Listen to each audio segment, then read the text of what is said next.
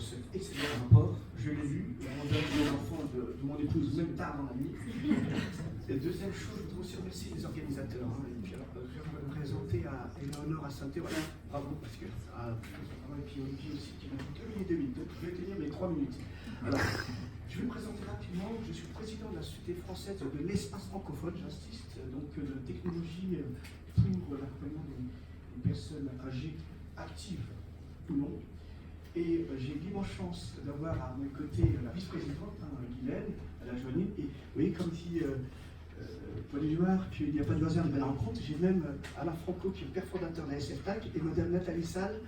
Bienvenue, parce que je serai, en tant que président de la SFTAG, votre filiale en tout cas, et je suis ravi, puisque la première proposition dont je voulais parler, bien, vous l'avez donnée, je serai de tout cœur avec vous, alors donc je vais en faire abstraction. Alors, je suis ravi. Pourquoi? Parce que je le disais dans un éditorial, et je salue Patrick Fioricourt, c'est qu'effectivement, la gériatrie et la gérontologie, c'est un bel avenir qui s'offre à ces deux disciplines, parce qu'avec les nouvelles technologies, et bien, tout simplement, je suis persuadé, des champs ouverts vont s'ouvrir. La preuve, c'est que la télémédecine est rentrée dans les EHPAD, et les objets connectés, ils le sont aussi. Alors, bien entendu, je ne suis pas pour le tout numérique, mais il ne faut pas se voiler à face.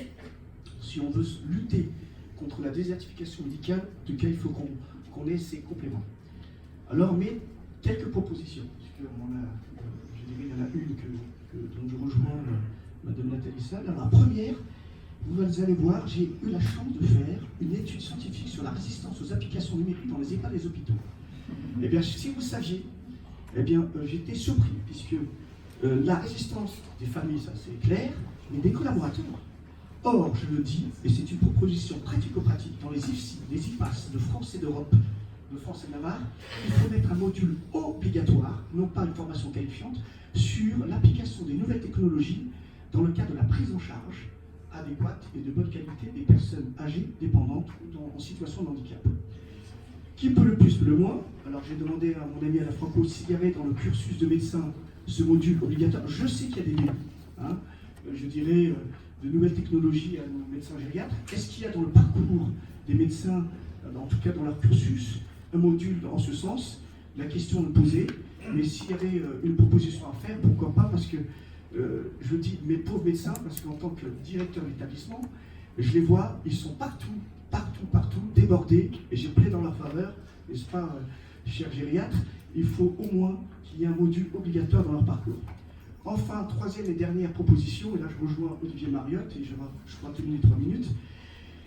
Au sein de la SFTAG, et je remercie Guylaine, nous avons focusé sur l'éthique.